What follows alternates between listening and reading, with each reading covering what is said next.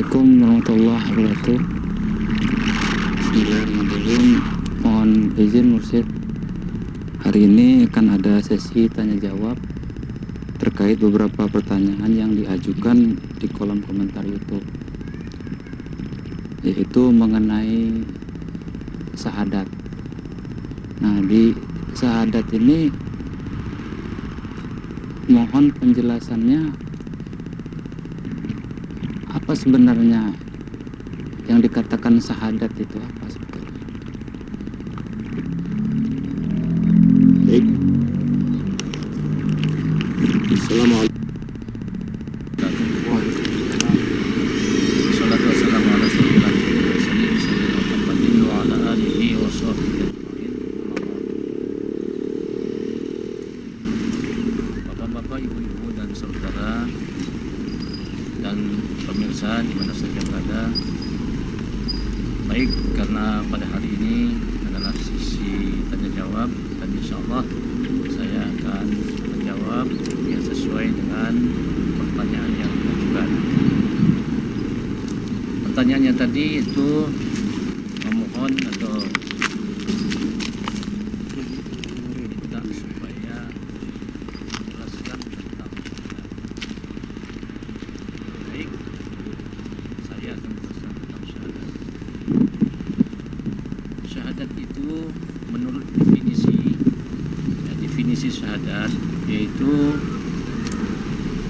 pengakuan atau penyaksian yang sebenar-benarnya, baik secara zahiriah maupun secara batiniah. Itu menurut definisi syahadat. Nah, oleh sebab itu ya, kita harus juga mengetahui tentang perbedaan, ya, perbedaan tentang lafaz dua kalimat syahadat dan syahadat, ya, karena keduanya ini ada perbedaannya. Kalau dia lafaz dua kalimat syahadat artinya bacaan, ya, artinya bacaan dua kalimat syahadat, itu namanya lafaz dua kalimat syahadat. Beda dengan syahadat. Kalau dia syahadat artinya ada yang bersaksi, berarti ada orang yang bersaksi, ada orang yang menyatakan bahwa ya Allah SWT itu diakui sebagai Tuhannya dan Nabi Muhammad SAW itu diakui sebagai Rasul. Itu namanya ya syahadat. Ya, artinya syahadat itu ada orangnya yang bersyahadat. Nah, jadi orang yang bersyahadat itulah yang dikatakan syahadat. Ya, nah baik, ya, bersyahadat itu bisa dibagi menjadi dua bagian. Ya. Yang pertama adalah caranya bersyahadat orang awam. Kalau caranya bersyahadat orang awam, dia hanya mengerti tentang lafaz bacaan dua kalimat syahadat dan mengerti akan arti daripada bacaan dua kalimat syahadat itu. Ya, itu namanya caranya orang awam bersyahadat. Ya, contohnya, ya, asyhadu an la ilaha illallah wa asyhadu anna Muhammad Rasulullah. Saya bersaksi sesungguhnya tidak ada Tuhan yang wajib disembah kecuali Allah, dan saya bersaksi sesungguhnya Nabi Muhammad itu utusan Allah. Nah, itu caranya orang awam bersyahadat. Ya. Nah, cara bersyahadat seperti itu tidak memenuhi syarat dan rukun syahadat. Ya, makanya dikatakan caranya orang awam bersyahadat. Berbeda dengan caranya orang ahli tauhid bersyahadat. Ya, kalau caranya orang ahli tauhid bersyahadat, selain daripada dia mengucapkan asyhadu alla ilaha illallah wa asyhadu anna Muhammad Rasulullah seperti yang dilakukan oleh orang awam, dia juga ya mengetahui tentang ya rukun dan syarat sahnya syahadat.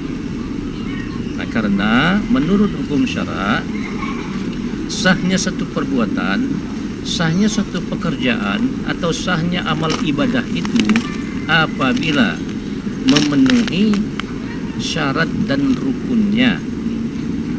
Itu menurut hukum syara, ya. Jadi kalau amal ibadah kita tidak memenuhi syarat dan rukunnya, maka menurut hukum syara amal ibadah kita itu batal. Nah, contohnya saja, ya, seperti kita sholat. Nah, kita sholat itu harus mengerti, harus tahu kita ya apa rukunnya sholat, apa syarat sahnya sholat. Nah, kalau keduanya ini sudah dipenuhi, maka sahlah sholat kita. Ya, tetapi sebaliknya, kalau rukun dan syarat sahnya sholat itu tidak terpenuhi atau salah satu tidak dipenuhi, maka sholatnya batal. Nah, itu menurut hukum syara. Nah, demikian juga masalah syahadat. Syahadat kita demikian juga. Ya, untuk sahnya syahadat kita harus memenuhi syarat dan rukun syahadat juga. Ya, apabila syarat dan rukun syahadat tidak dipenuhi, maka syahadatnya pun batal. Nah, oleh sebab itu, ya sedikit saya akan menjelaskan tentang syahadatnya orang ahli tauhid. Syahadatnya orang ahli tauhid itu, ya, dia harus mengerti tentang rukun syahadat. Ya. Nah, adapun rukun syahadat yang pertama adalah menetapkan zat Allah Subhanahu wa taala itu berdiri dengan sendirinya. Nah, apa yang dimaksud dengan menetapkan zat Allah Subhanahu wa taala berdiri dengan sendirinya? Maksudnya, ya, kita betul-betul meyakini, betul-betul kita tanamkan di dalam hati kita bahwa zat Allah Subhanahu wa taala itu berdiri dengan sendirinya. Apa yang dimaksud dengan berdiri dengan sendirinya? Maksudnya adalah zat Allah Subhanahu wa taala itu tidak berhajat kepada sesuatu. Itu artinya dia berdiri sendiri. Dia tidak berhajat kepada makhluk, tetapi makhluklah yang berhajat kepada Allah Subhanahu wa taala. Nah, keyakinan ini sudah ditanamkan di dalam hatinya. Itu pertama. Yang kedua adalah menetapkan sifat Allah Subhanahu wa taala itu kuasa. Nah, ini demikian juga.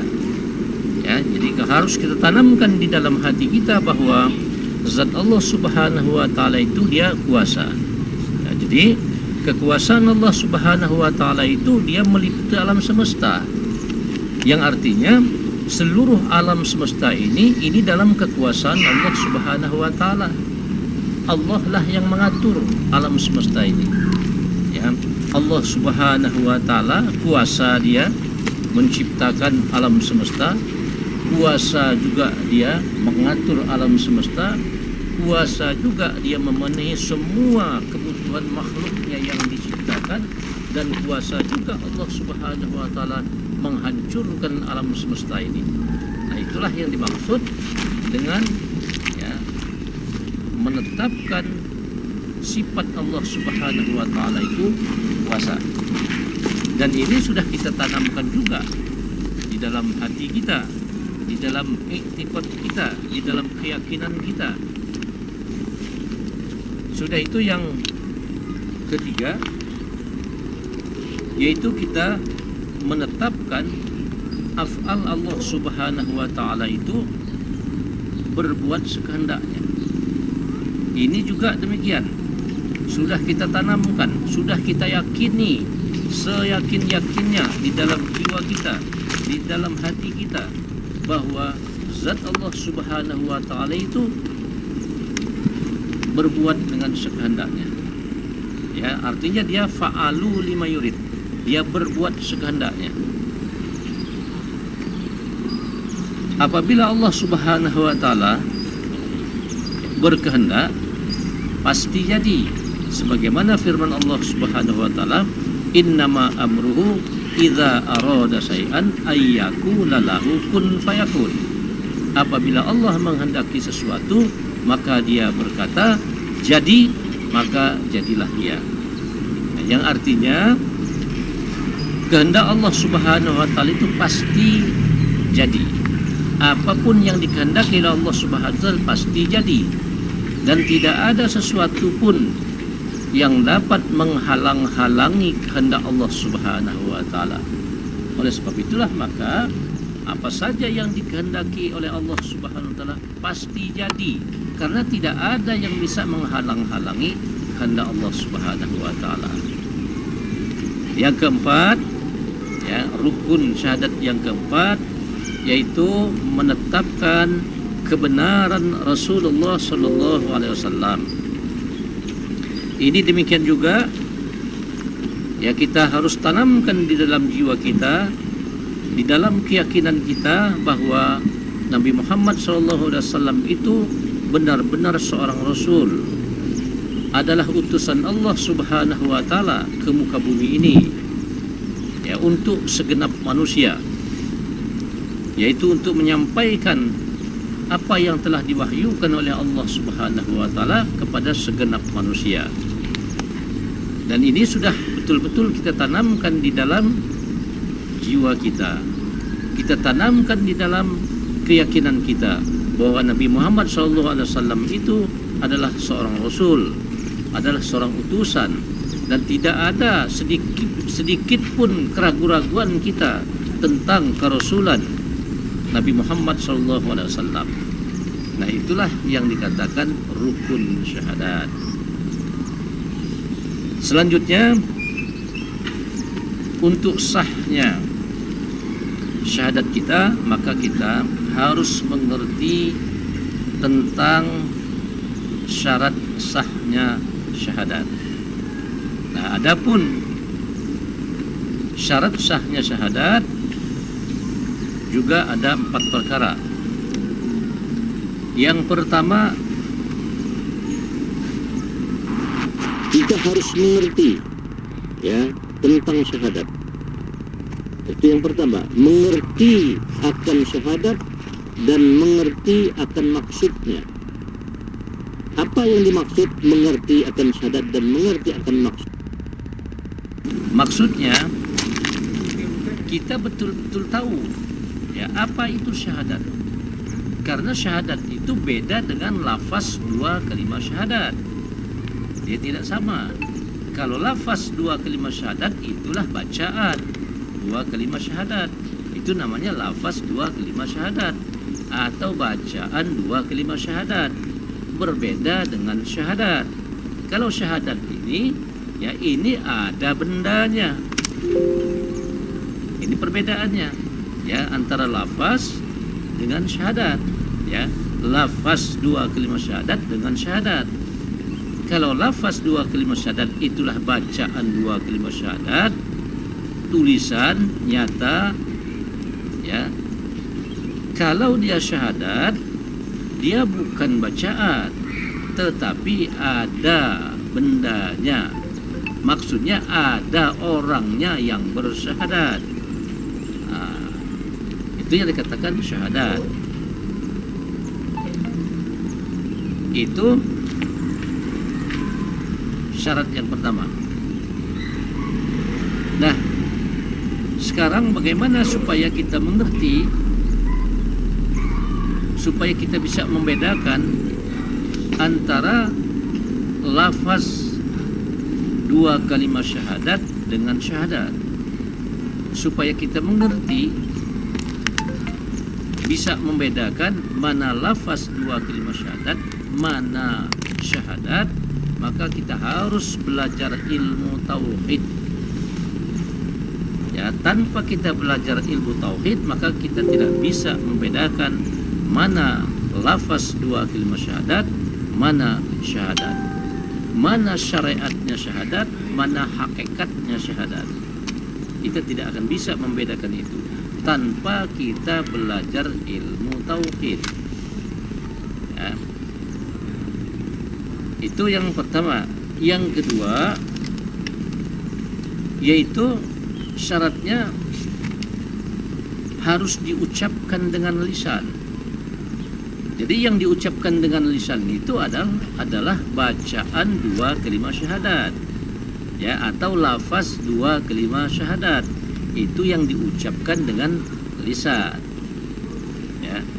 Nah, kita mengucapkan lafaz atau bacaan dua kalimat syahadat itu adalah namanya pengakuan zahir. Ya, pengakuan zahir. Kenapa? Karena diucapkan oleh lisan kita. Nah, apa yang diucapkan oleh lisan kita itu berarti itulah pengakuan jasad kita, ya, tentang Allah dan Rasul. Si jasad kita ini artinya mengakui bahwa Allah Subhanahu wa taala itu sebagai Tuhan yang kita sembah, dan Nabi Muhammad SAW itu kita akui, ya, sebagai utusan Allah Subhanahu wa taala. Nah, ini namanya pengakuan zahir. Sudah itu, syarat yang ketiga yaitu harus ditasdikkan di dalam hati.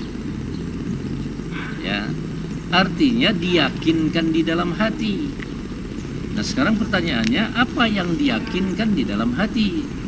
Yang diyakinkan di dalam hati itu adalah hakikat daripada dua kalimat syahadat. Oleh sebab itulah maka kita harus mengerti, kita harus tahu apa hakikat dua kalimat syahadat itu. Tanpa kita mengetahui tentang hakikat dua kalimat syahadat, maka tidak ada sesuatu yang dapat kita tasdikkan di dalam hati kita. Tidak ada sesuatu yang dapat kita yakinkan di dalam hati kita tanpa kita mengerti hakikat daripada dua kalimat syahadat. Ya. Sekali lagi, untuk mengerti, supaya kita mengerti hakikat daripada dua kalimat syahadat, maka kita harus belajar ilmu tauhid. Nah, pelajaran ilmu tauhid itulah yang kita kenal dengan belajar sifat 20. Nah, pelajaran sifat 20 itu adalah kita mempelajari tentang sifat-sifatnya Allah Subhanahu wa taala yang wajib kita ketahui. Nah, itulah pelajarannya, yaitu pelajaran tauhid namanya. Ya. Nah, kita belajar ilmu tauhid itu tujuannya adalah supaya betul-betul kita dapat memurnikan akidah kita. Betul-betul kita dapat memurnikan akidah kita. Ya, untuk memurnikan pengakuan kita tentang syahadat itu. Ya, itu asyhadu an la ilaha illallah wa asyhadu anna Muhammad Rasulullah. Sehingga kita tidak menyekutukan Allah Subhanahu wa taala. Itu tujuan kita belajar ilmu tauhid. Artinya kita bisa mengesahkan zat Allah Subhanahu wa taala. Ya. Dan kita dapat meyakini seyakin-yakinnya tentang kerasulan Nabi Muhammad SAW, baik secara syariat maupun secara hakikatnya. Nah, itu syarat sahnya yang ketiga. Syarat sahnya yang keempat yaitu diamalkan secara zahiriyah dan batiniyah. Nah, jadi dua kalimat syahadat itu harus diamalkan. Ya, terutama kita amalkan dua kalimat syahadat itu pada saat kita melaksanakan sholat. Ya, selain daripada kita amalkan di dalam melaksanakan sholat, juga kita mengamalkan dua kalimat syahadat itu harus kita amalkan di hidup dan kehidupan kita sehari-hari. Betul-betul kita mencerminkan bahwa ya, kita betul-betul sebagai hambanya Allah Subhanahu wa taala, ya, sudah itu kita betul-betul tercermin di hidup dan kehidupan kita selaku umatnya Nabi Muhammad SAW. Nah, itulah namanya mengamalkan dua kalimat syahadat. Nah, itulah pengertian daripada syahadat. Ya, jadi sekali lagi, jadi syahadat itu ada cara bersyahadatnya orang awam, ada caranya bersyahadat bagi orang ahli tauhid. Ya, ini ada perbedaan. Kalau caranya orang awam bersyahadat, dia cukup melafazkan atau membaca dua kalimat syahadat itu sendiri dan hanya sebatas mengerti akan arti daripada dua kalimat syahadat itu. Itu caranya orang awam bersyahadat. Tetapi kalau caranya orang ahli tauhid bersyahadat, ya, maka syahadatnya itu betul-betul harus memenuhi syarat dan rukun syahadat. Dan syarat dan rukun syahadat itu dia mengerti apa yang dimaksud ya oleh syarat dan rukun syahadat itu sendiri. Dia sudah mengerti. Sekaligus dia mengerti akan syariat syahadat dan hakikat syahadat. Ya. Nah, itulah perbedaan antara caranya orang ahli tauhid bersyahadat dengan caranya orang awam bersyahadat. Ya, nah itulah penjelasan ya tentang syahadat. Ya. Nanti ada juga perbedaan ya tentang caranya orang ahli tasawuf ya, atau caranya orang ahli hakikat bersyahadat. Ya, nah tentunya semuanya itu harus dipelajari. Ya, harus kita pelajari supaya betul-betul kita faham ya tentang ya cara-caranya orang Islam itu bersyahadat. Karena kita bersyahadat itu tentunya kan ada tingkatan-tingkatannya ya, tingkatannya orang awam bersyahadat, tingkatannya orang ahli tauhid bersyahadat, dan tingkatan orang ahli hakikat atau ahli tasawuf bersyahadat. Tentunya ini berbeda ya. Oleh sebab itu ya, tentang syahadat ini perlu kita harus pelajari secara luas ya, supaya betul-betul kita paham tentang syahadat. Itulah yang dapat saya sampaikan ya, yaitu perbedaan antara syahadatnya orang awam dan cara bersyahadatnya orang ahli tauhid. Nah, demikian jawaban saya. Terima kasih. Wassalamualaikum warahmatullahi wabarakatuh.